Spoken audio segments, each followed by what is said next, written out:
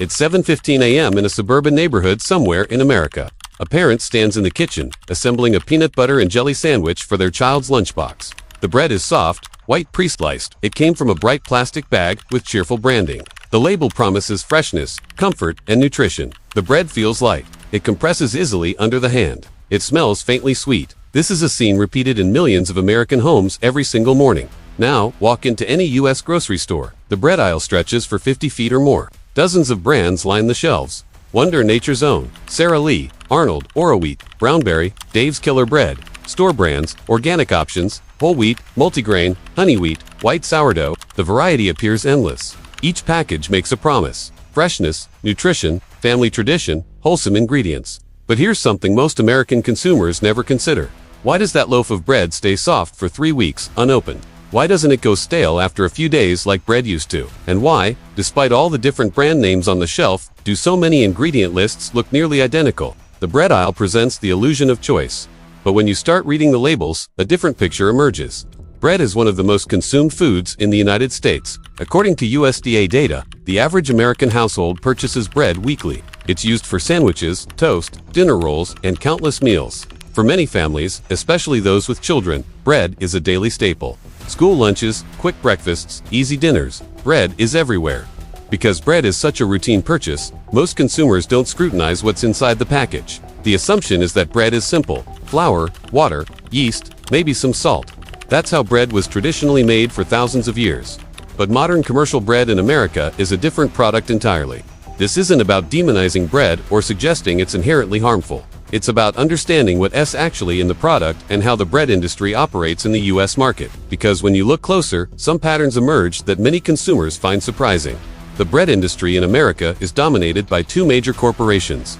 The variety you see on the shelf is largely a branding illusion, and some of the ingredients used in U.S. bread are not permitted in bread sold in Europe, Australia, or other developed markets. These aren't secrets, but they're details that rarely make it onto the front of the package. Let's start with who actually makes the bread Americans buy. If you walk down the bread aisle and see 20 different brand names, you might assume you're looking at products from 20 different companies. You're not. The largest player in the U.S. bread market is Bimbo Bakeries USA. Bimbo is the U.S. subsidiary of Grupo Bimbo, a multinational corporation based in Mexico. Bimbo Bakeries USA controls over 30% of the American bread market. Their portfolio includes Sara Lee, Arnold, Brownberry, Oro Wheat, Entenmann's, Thomas, Freehofers, and Stroman. That's 8 major brands from one company. The second largest player is Flowers Foods, an American company headquartered in Georgia. Flowers Foods owns Nature's Own, Wonder Bread, Dave's Killer Bread, and Canyon Bakehouse. That's for more major brands. Between these two corporations, a significant portion of the bread aisle is accounted for. When consumers pick up a loaf of Arnold, then put it back and choose Nature's Own instead, they may believe they're switching companies. In most cases, they're choosing between two corporate giants with similar production methods, similar ingredient sourcing, and similar business models. This consolidation isn't unique to bread. It's a pattern across the American food industry, but it's worth understanding because it shapes what's available and what's not. Now let's look at what's actually in the bread. Take a standard loaf of white bread from a major brand.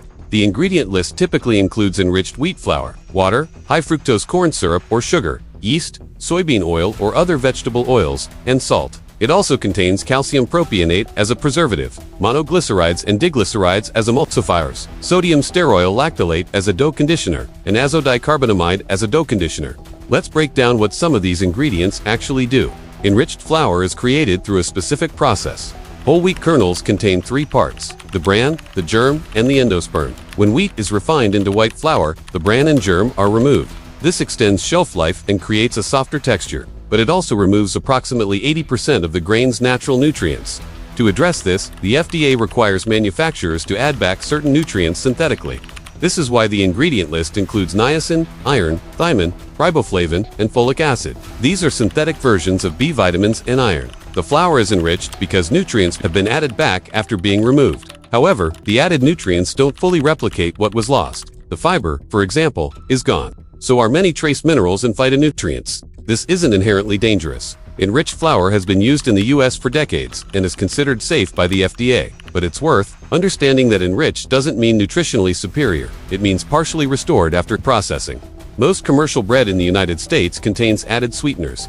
The most common is high fructose corn syrup, though some brands use sugar, honey, or molasses. The primary reason is that sugar feeds the yeast during fermentation, helping the dough rise. But commercial bread often contains more sugar than necessary for that purpose. Sugar also improves flavor. It makes bread taste slightly sweet, which many American consumers have come to expect. It enhances browning during baking, and it contributes to the soft, tender texture that defines commercial sandwich bread. The amount varies, but many standard white bread loaves contain 2 to 3 grams of sugar per slice.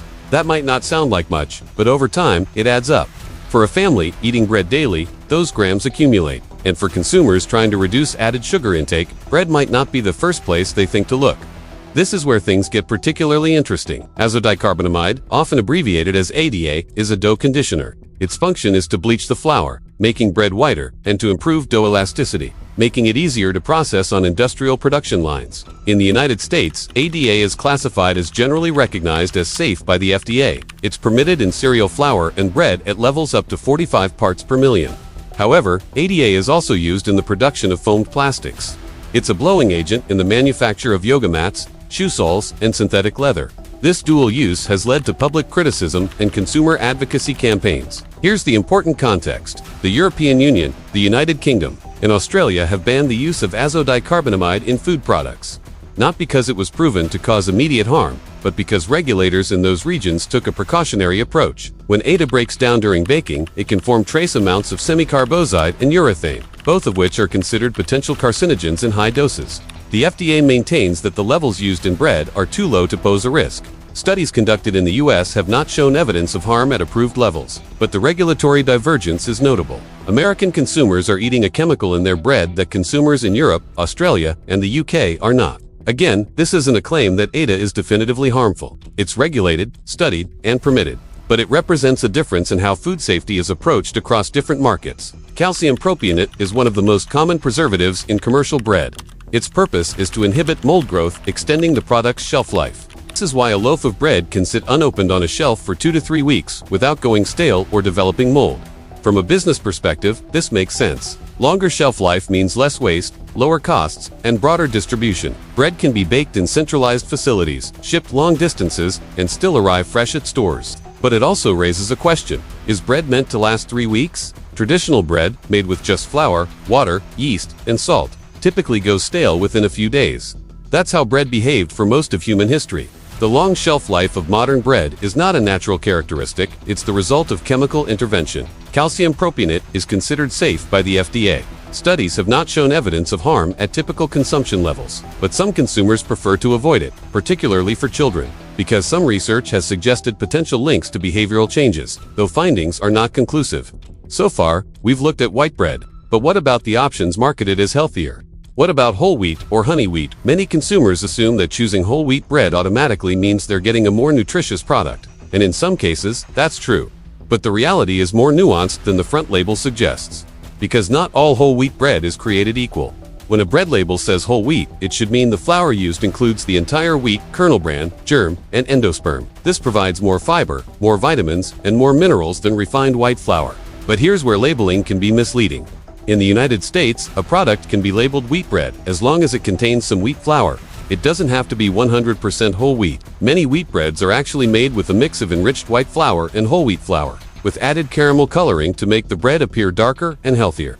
To identify true whole wheat bread, consumers should look for 100% whole wheat or 100% whole grain on the label. And the first ingredient should be whole wheat flour, not enriched wheat flour. But even 100% whole wheat bread from major brands often contains added sugars, dough conditioners, and preservatives. The ingredient lists are frequently similar to white bread, just with whole wheat flour instead of enriched flour. For example, a popular brand's 100% whole wheat loaf might contain whole wheat flour, water, high fructose corn syrup, wheat gluten, yeast, soybean oil, salt, calcium propionate, monoglycerides, sodium stearoyl, lactolite, and azodicarbonamide. It's better nutritionally than white bread because of the fiber content, but it still contains many of the same additives. Not all bread in American grocery stores is made the same way. Some brands have intentionally positioned themselves as alternatives to the standard industrial model. Dave's Killer Bread is owned by Flowers Foods, one of the two major corporations. But the product itself is different. Dave's uses organic whole grains, no high fructose corn syrup, and no artificial preservatives. The ingredient lists are shorter. The bread contains more fiber and protein per slice, and it does not contain azodicarbonamide. It is more expensive, often $5 to $7 per loaf compared to $2 to $3 for standard brands, but many consumers consider it worth the price for cleaner ingredients. Ezekiel bread is made by Food for Life, a California-based company. It's fundamentally different from most commercial bread. Instead of flour, it uses sprouted whole grains and legumes. The sprouting process breaks down some of the starches, making nutrients more bioavailable and easier to digest. Ezekiel bread contains no flour, no added sugar, and no preservatives. The ingredient list is remarkably short: organic sprouted wheat, organic sprouted barley, organic sprouted millet, organic sprouted lentils, organic sprouted soybeans, organic sprouted spelt filtered water, sea salt, yeast. It's denser and less sweet than standard bread. Some consumers find the texture and taste take getting used to, and because it contains no preservatives, it must be kept refrigerated or frozen. But for those seeking the most minimally processed option, Ezekiel is often considered the gold standard. Price is higher, typically $5 to $6 per loaf, and availability can be limited. It's usually found in the freezer section, not the bread aisle. Traditional sourdough is made through natural fermentation. Instead of commercial yeast, it uses a starter culture of wild yeast and lactobacilli bacteria. This fermentation process breaks down gluten and phytic acid, making the bread easier to digest for some people. True sourdough has a short ingredient list: flour, water, salt, and starter. No added sugar, no preservatives, no dough conditioners. The tangy flavor comes from the fermentation, not from added ingredients. Not all bread labeled sourdough in American stores is authentic. Some brands add commercial yeast and artificial sourdough flavoring to speed up production.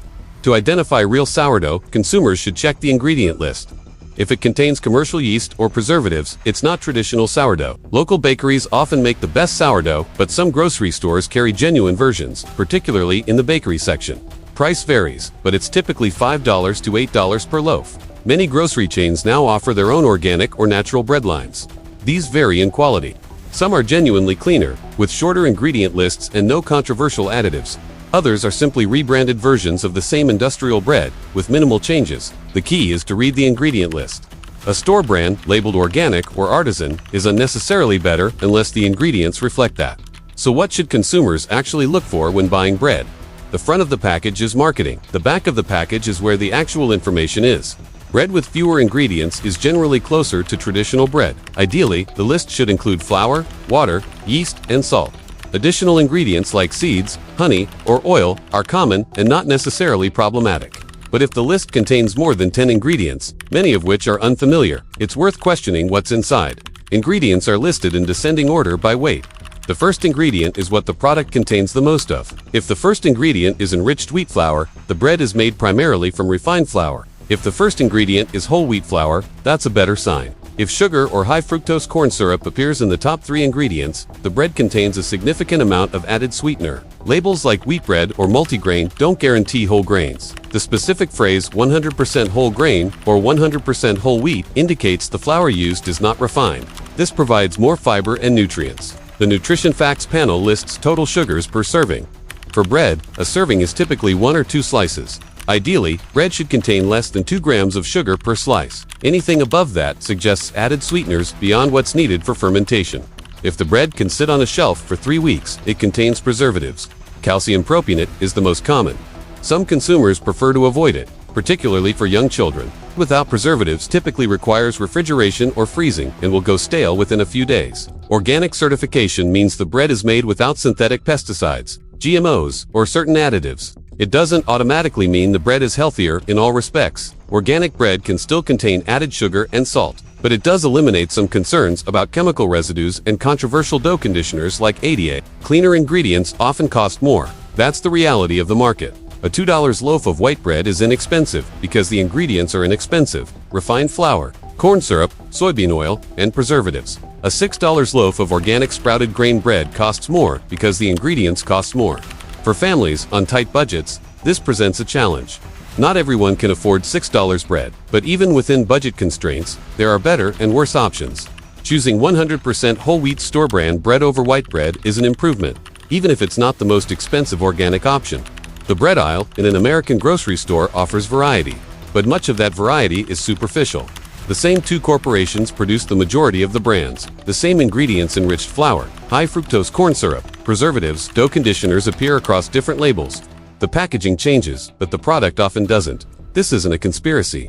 It's simply how the modern food industry operates. Consolidation allows for economies of scale.